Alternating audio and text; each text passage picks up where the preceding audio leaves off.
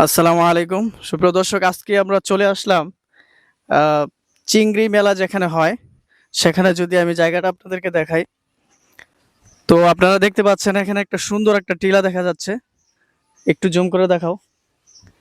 সুন্দর একটা টিলা। আর এইদিকে ছোট ছোট পাহাড় আছে, যেগুলো বাংলাদেশের পাহাড়। তো আজকে ভাবলাম আমরা আজকে এখানে একটু ঘুরবো, সেই হিসাবে আহ, জায়গাটা খুব ভালো লাগার জন্য আসলাম। তো পাশে একটা স্কুলও আছে। এটা যদি আমি দেখাই, যে স্কুলটা, একটা স্কুল আছে।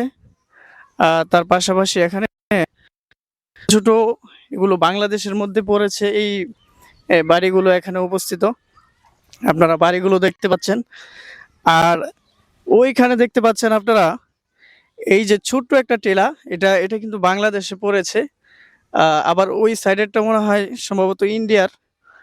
সেখানে ওঠা অসম্ভব। তো জায়গাটা খুব সুন্দর, যদি ওঠা যেত তাহলে কিন্তু অনেক মানে ভালো লাগতো, কিন্তু সেখানে উঠতে পারি কিনা সেটা বলতে পারি না। তো আমরা একটু সামনে যে আপনাদেরকে দেখাবো, এখানে সুন্দর সুন্দর পাহাড়ের খুব সুন্দর দৃশ্য আছে। এখানে কিন্তু প্রচুর মানুষ আসে যখন এখানে একটা মেলা হয়, যেটাকে চিংড়ি মেলা বলা হয়। তো মেলার সময় এখানে কিন্তু প্রচুর মানুষ আসে। তো মেলাটা প্রায় 3 দিন যাবত এখানে থাকে। বিশাল জায়গা নিয়ে একটা মেলা হয়। তো এখানে অনেক মানুষ ওই সময় আসাচ্ছেন। এগুলো কিন্তু এক ফসলি জমি, অর্থাৎ এগুলো পানির কারণে এই ফসলটা, এই বৈশাখ মাসে যে ফসলটা হয় সেই ফসলটা কিন্তু পানির কারণে এটা এই ফসলগুলো তারা করতে পারে না। তো আপনারা দেখতে পাচ্ছেন জায়গাটা কিন্তু খুব সুন্দর। আপনারা ইচ্ছা করলে এখানে আসতে পারেন। খুব সুন্দর জায়গা।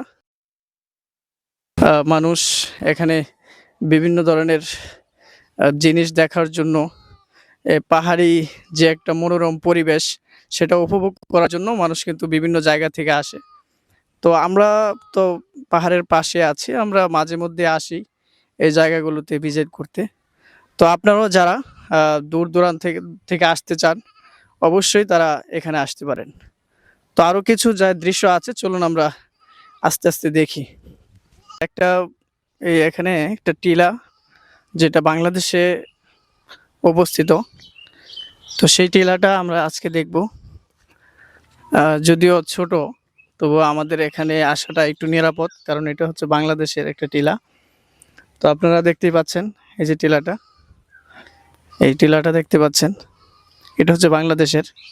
এখানে মানুষ এক সময় আসে, পর্যটক বিভিন্ন জায়গা থেকে। তো সেই হিসাবে এখানে কিন্তু বাড়ি ঘর আছে। এখানে এটা কিন্তু একটা দোকান, এটা কিন্তু একটা দোকান। হ্যাঁ, দোকান আপাতত বন্ধ। কিসের জন্য বন্ধ সেটা বলতে পারবো না। তো এটা হচ্ছে বাংলাদেশের একটা টিলা। আর সামনে